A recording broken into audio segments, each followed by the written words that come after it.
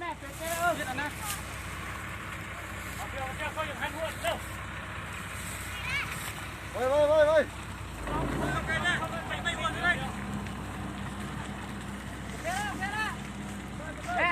เปิดเลยจับไปต้องผลเนี่ยผู้ใดจะอาบน้ำเราไปจับหั่น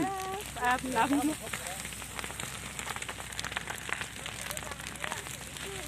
พุงใส่กำแพงเด้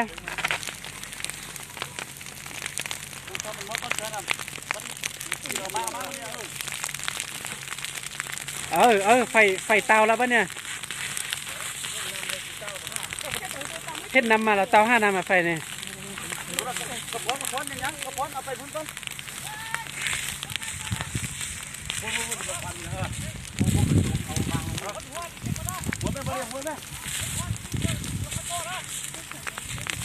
ไม่แท้เกินอ่ะมันแท้ดูไว้กันเลยบนล่างไหม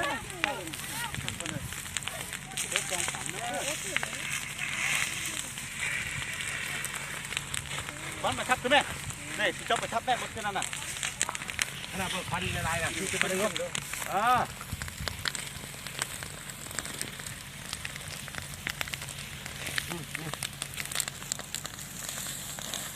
เหียนการอาหารสุดแล้ว